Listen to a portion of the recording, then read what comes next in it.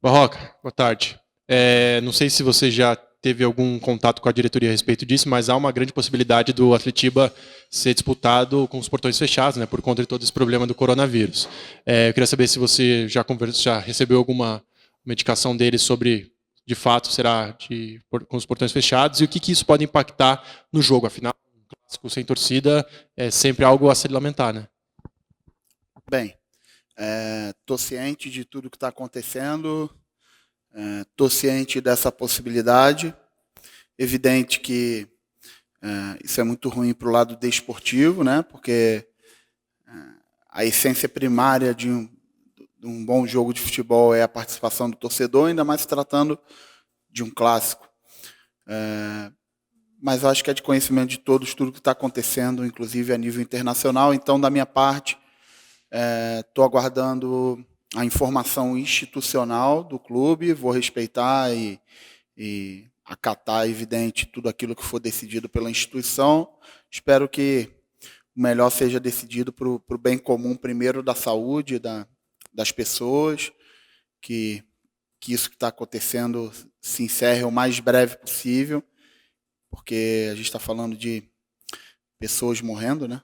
Então, a gente precisa levar isso muito a sério e o que for decidido de maneira correta, coerente, com informações de quem realmente conhece do assunto, evidente que a gente vai acatar pelo bem comum. Boa tarde.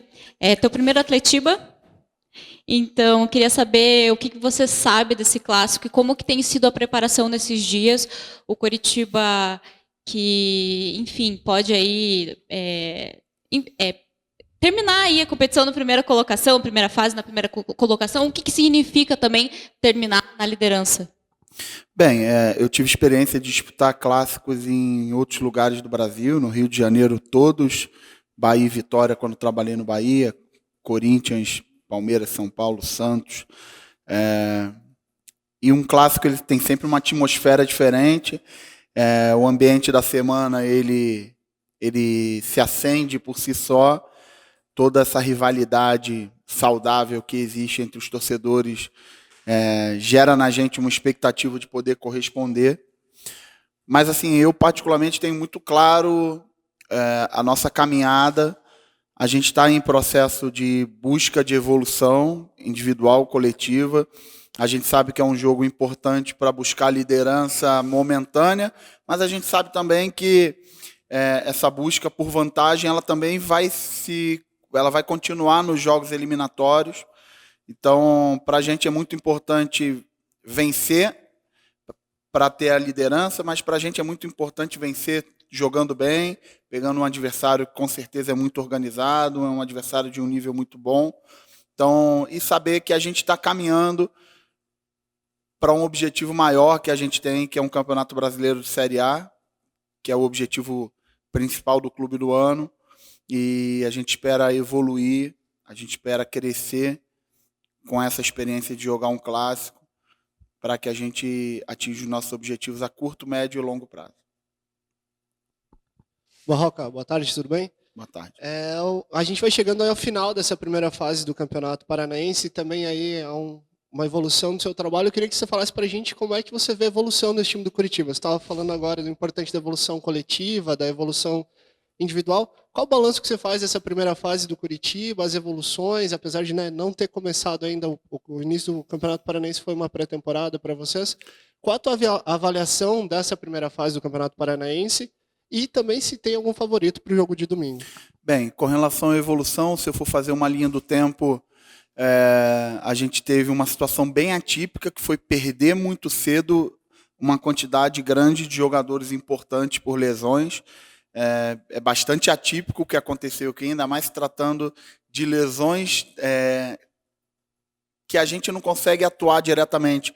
Situações de pancadas, de fratura, uma bolada na mão que fraturou a mão. Enfim, a gente teve diversas situações assim que nunca tinha acontecido em nenhuma experiência anterior que eu tive. Então, foi um primeiro momento bem atípico. Nesse primeiro momento também, a gente mudou radicalmente a forma de pensar o jogo. Então, do que se vinha fazendo em 2019 para o que a gente pretende fazer em 2020. A gente virou essa chave e o meu feedback foi bastante positivo. Em um curto período de tempo, os jogadores conseguiram pegar rápido a ideia central do que a gente precisa para jogar. Dos 11 jogos que eu dirigi, em todos eles a gente teve números assim muito similares de controle de posse de bola, de controle no ataque, de números superiores ao adversário, de bola parada, em finalizações.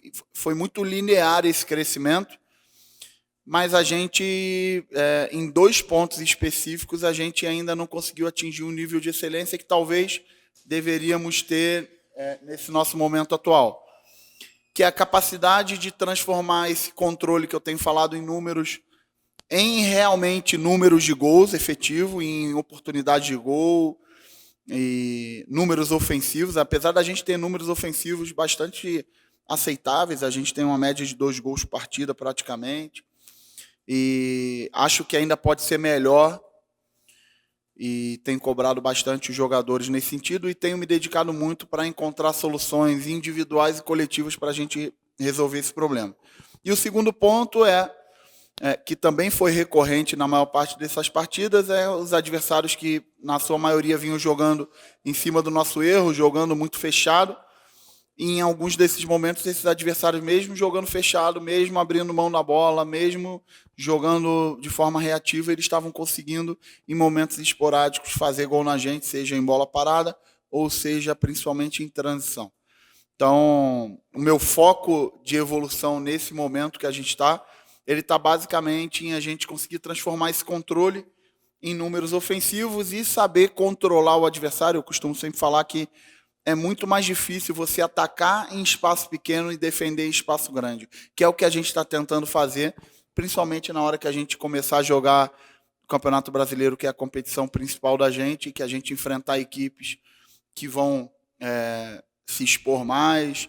Eu acredito que a gente vai conseguir ter esse nosso pico de evolução, porque a gente, na maior parte do tempo, apesar de estar, teoricamente, jogando uma competição em um nível menor, a gente está tendo que, constantemente, enfrentar equipes que têm jogado único e exclusivamente na defesa. Por isso que esse jogo com o Atlético é um jogo importante para a gente mensurar.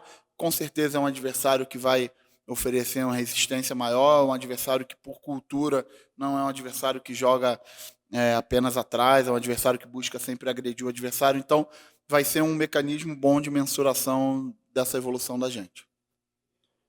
Não tem. Jogos como esse não existem favoritos.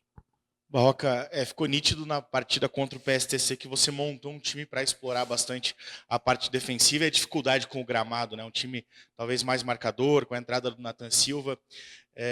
Você pensa em mudar novamente, colocar novamente aquele time um pouco mais técnico, com o Galdesani no meio de campo? Até você fez uma mudança na zaga durante aquele jogo para melhorar a saída de bola. Você pretende concretizar essa mudança desde o início agora também? Bem, a ideia de jogar com o Nathan e Salles era, na verdade, teoricamente, a gente perderia um meia, mas a gente ganharia subida de 2 laterais ao mesmo tempo. A ideia foi justamente essa, ter Nathan e Salles, que são jogadores de mais marcação. O Salles acabou jogando um pouco mais à frente, até fez uma partida boa, na minha ótica. E a ideia era conseguir soltar os 2 laterais para que a gente pudesse ter jogada pelos lados e cruzamentos. Então, a gente está treinando essa semana, eu ainda estou desenvolvendo a linha de pensamento com relação ao jogo com o Atlético. A gente ainda tem o treinamento de hoje. Sinceramente, ainda estou testando algumas opções para que, a partir de amanhã, eu defina efetivamente a equipe que vai começar o jogo. Barroca, sei que hoje o nosso assunto estritamente é sobre o clássico, mas é impossível não te perguntar sobre um assunto que surgiu ontem no Rio de Janeiro, sobre a procura do Vasco, uma sondagem em cima do seu nome. Inclusive, as notícias de agora dizem que até você ligou para o Abel Braga. Então, eu queria saber, assim, com toda a humildade aqui, se você realmente foi procurado, o que você teria a falar a respeito desse assunto. Você fica no Coritiba, o que aconteceu de fato, até para o torcedor ficar ciente, tranquilo da situação. Primeiro, eu acho que é uma semana que a gente realmente tem que falar do clássico, da minha responsabilidade que eu tenho aqui à frente do clube. Segundo, passar o meu respeito pleno pelo Abel. O Abel é um profissional que eu tenho respeito pleno como história de vida, como história desportiva. A gente que é da nova geração, vamos dizer assim, que está começando uma carreira como treinador, a gente precisa se espelhar em profissionais como o Abel, como o Vanderlei, como o Mano, como o Filipão. A gente costuma falar muito em buscar as referências fora, mas aqui dentro a gente tem profissionais com histórias muito bonitas e eu respeito demais o Abel. Meu foco é só Curitiba. Hoje eu não tenho motivo nenhum para pensar em algo fora do Curitiba. Respeito pra caramba o Vasco. Foi um clube que eu já trabalhei, foi um clube que fui campeão estadual lá em 2015. Tenho amigos lá, torço pra caramba para que o Vasco caminhe da melhor forma possível. Respeito demais o Abel, mas eu sou treinador do Curitiba, estou bastante feliz aqui. Tenho identificação com a forma como a direção do clube pensa, me identifico demais com a comissão técnica que aqui está e tenho uma relação muito direta com todos os jogadores. Então, minha resposta, acho que ela já é muito clara diante de tudo isso que foi falado de ontem para hoje. Então, o meu foco é 100% no Coritiba. Não fui. Barroca, boa tarde. O Curitiba iniciou a temporada jogando praticamente em casa, ou quando jogou fora foi clássico, também não precisou viajar. E depois, nesse último mês, a gente teve 5 jogos do Curitiba, desde o Manaus, 4 fora de casa. O que isso interfere tanto na evolução do time, na questão... E essas dificuldades de jogar fora de casa com gramado alto, praticamente todos os jogos, que a gente viu, o jogo do Manaus e todos esses jogos também do Campeonato Paranaense, o que interfere na evolução do time e também nas lesões que aconteceram, se isso tudo interferiu, para que hoje a gente olhe e fale, parece que não está evoluindo, mas a gente também tem que entender as dificuldades que o time passou no último mês. Pensando na questão fora de casa, a única coisa que eu posso relatar é com relação à qualidade do gramado. A gente enfrentou sequencialmente adversários que jogaram mais fechados em gramados não muito bons. Então, você que tenta propor um jogo, eu que sou um cara extremamente exigente com o jogo técnico do jogador, com o produto final dele no terço final, com dominar bem a bola, com jogar em progressão, com transformar esse controle em oportunidade de gol. Na hora de fazer essas análises, ficou muito claro que a gente teve dificuldades em jogar um jogo de predominância técnica em um gramado que não permitia isso, e a nossa equipe o tempo todo tentou. Isso é uma coisa que eu preciso relatar, que mesmo diante desse cenário, a gente nunca deixou de tentar fazer um jogo técnico, de tentar fazer um jogo de preposição, mesmo correndo os riscos que a gente acabou correndo no decorrer desse processo aí. Barroca, você não estava aqui nos últimos anos, mas os últimos Atletibas foram disputados sempre com o Curitiba jogando com o time principal e o Atlético com o time de aspirantes. Nesse Campeonato Paranaense, o Atlético tem até revezado um pouco, mas tudo indica, né, que vai ser novamente time de aspirantes. E, de alguma forma, isso tem incomodado até a torcida do Curitiba, até por conta do último campeonato, que acabou perdendo para o time de aspirantes do Atlético. Isso coloca um pouco mais de pressão em cima do teu time, do teu grupo. Sei que alguns deles estavam, outros não, mas acaba ficando com mais responsabilidade ainda de ter um bom resultado neste Atletiba para mostrar que o Curitiba com o time completo é melhor ou pode ser melhor que o time do Atlético de aspirantes?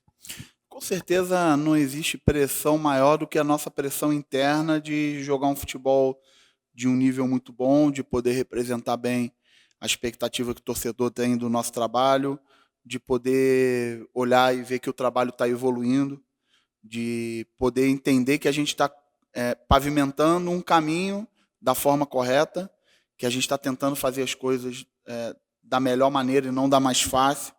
Então, eu respeito bastante o nosso adversário, mas não controlo aquilo que ele vai fazer. O meu controle está diante daquilo que o Coritiba pode fazer, e é em cima disso que eu consigo ter ação para cobrar, para desenvolver e para atuar. Barroca, o Sassá já voltou a treinar, né? Eu queria saber se existe a possibilidade dele jogar, se você vai avaliar, e se de repente, por um acaso, você pode pensar na possibilidade de colocar também o Ian Couto no time. O Sassá foi entregue essa semana para trabalhar comigo, então está trabalhando junto com a equipe, tem se desenvolvido bem durante a semana. E sobre a questão do Ian, acredito que vou utilizar ainda o treinamento de hoje, o treinamento de amanhã para tomar minha decisão. Todas as posições estão abertas. Todas elas estão abertas sempre. Vou sempre tirar como referência o desenvolvimento individual dos jogadores em treinamentos, aquilo que eles vêm fazendo nos jogos passados e aquilo que me interessa para o jogo futuro. Então, vou tentar sempre, nas minhas escolhas, me pautar nesses 3 critérios aí para fazer as minhas escolhas para o próximo jogo. Barroca, é óbvio que o Curitiba quer terminar em primeiro. Queria saber como que está o planejamento de vocês para a próxima fase do campeonato, né? A importância de terminar em primeiro lugar, até para ver, de repente, a tabela mais para frente, conhecer melhor os adversários. Qual a importância de terminar essa primeira fase do Campeonato Paranense, que, né, é um pouco morosa, um pouco mais difícil, você enfrenta esses times que você estava falando mais fechados. Qual a importância do Curitiba para o calendário mesmo, para o planejamento terminar em primeiro lugar essa primeira fase do campeonato? Terminar essa fase em primeiro dá para a gente a confiança da caminhada que a gente traçou até aqui, tendo, como eu falei, uma mudança de chave assim, muito drástica na forma de jogar. Chegada de jogadores ao clube, então você conseguir adaptar nesse primeiro momento tudo isso, passar por esse caminho e terminar em primeiro para a gente é bastante importante. E ter a certeza que, parcialmente, a gente está numa caminhada de poder ter vantagem até o final de jogar a segunda partida em casa. Não nos garante definitivamente essa vantagem, porque nos jogos eliminatórios isso também vai ter sequência, mas para a gente é importante, teoricamente, sair na frente antes dos jogos eliminatórios, tem uma vantagem parcial, mesmo parcial, para poder ter a vantagem até o final da competição. Roca, você citou que o Sassá está à disposição, treinando, é claro, mas queria saber da parte física dele e também do Gabriel, né? O Gabriel que está há bastante tempo fora, tá? Desde a terceira rodada. Quanto tempo você já sabe que vai poder contar com esses 2 atletas especificamente? Certeza que não vou poder contar na plenitude do jogo, pelo tempo de ausência em jogo de ambos, né? Então, isso aí já é uma certeza que, mesmo os 2 trabalhando comigo essa semana, certeza absoluta que eu não vou poder contar com os 2 na plenitude do jogo. Seja começando o jogo, serão substituições certas, entrando no decorrer do jogo, jogadores que vão ter uma minutagem restrita. Costumo fazer essa reunião de definição na antevéspera. Então, hoje a gente vai fazer esse treinamento, a gente vai se reunir com o departamento de performance do clube, a gente vai com a preparação física, a gente vai mapear tudo que foi feito com eles até aqui para montar um plano pensando em jogo para os 2. Ô Barroca, e caso você possa contar com esses jogadores, a tendência seria começar no time titular ou no banco? Não, contar com os 2 eu já tenho uma afirmação que vou contar. Eu posso contar com os 2. O que eu não tenho é ciências ainda de que forma eu posso contar com eles, né? A gente está desenvolvendo a semana de treinamento e, a partir de hoje, depois do treinamento, mais um treinamento importante, um treino mais aberto. Então, a gente vê como é que eles vão se comportar, como é que eles vão reagir com esse treinamento, para que a gente possa ter uma noção se a gente vai poder contar com eles um tempo um pouco maior, um tempo um pouco menor. A certeza é que a gente não vai poder contar nem com um nem com o outro na sua plenitude no jogo.